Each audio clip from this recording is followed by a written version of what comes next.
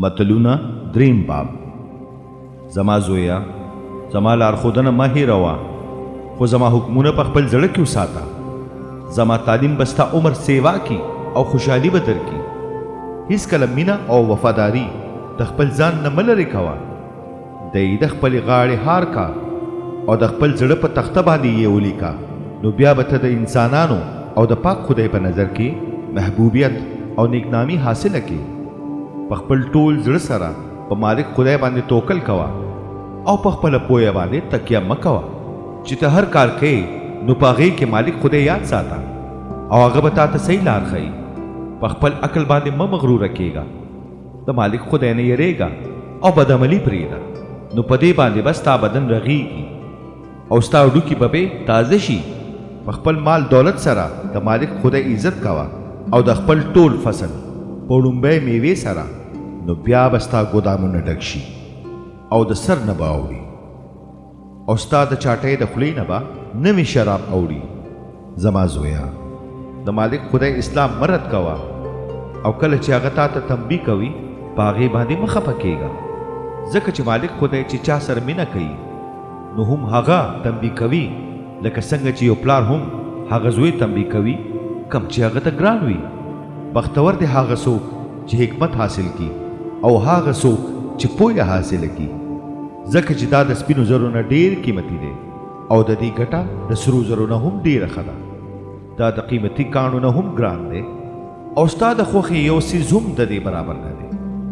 د عقل په ښي لاس کې اوږد ژوندون دی او د هغه په کس لاس کې عزت او دولت دی. د هغه لارې برکتي دي او د هغه ټولې لارې پرم نه دي. حکمت د هغې دپاره د ژوند ونه ده. څوک چې هغې ته غاړه ورکوي بختور دي هغوی څوک چې هغه راټینګوي. مالک خدای د خپل حکمت په ذریعه د ځمکې بنیاد کېښودلو او د خپل هوښیارتیا په ذریعه یې اسمانونه پیدا کړل. د هغه د حکمت په وسیله د ځمکې د لاندې نه چینې روانې شوې او د وریځو نه پرخه په ځمکه راورېده.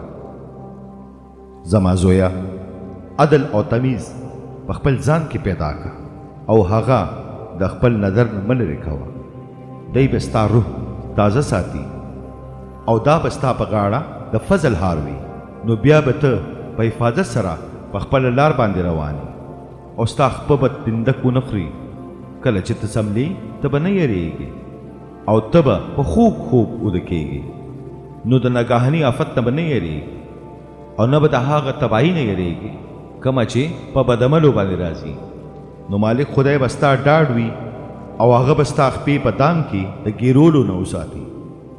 څوک چې حاجتمند وي د هغې سره ښېګړه مه پرېږده.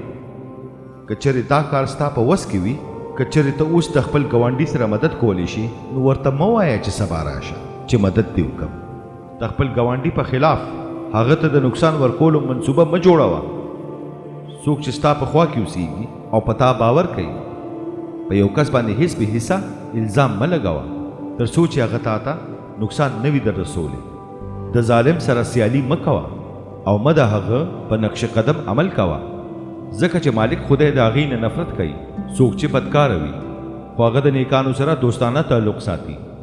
د بدعمله په کور مالک خدای لعنت وروي، خو هغه د صادق په کور باندې برکت وروي. هغه د مغروره مسخره کوونکو پورې مسخرې کوي، خو په عاجز خویه باندې خپل فضل کوي. هوښیار عزت په میراث کې ګټي، خو کم عقل خپل شرم زیاتوي.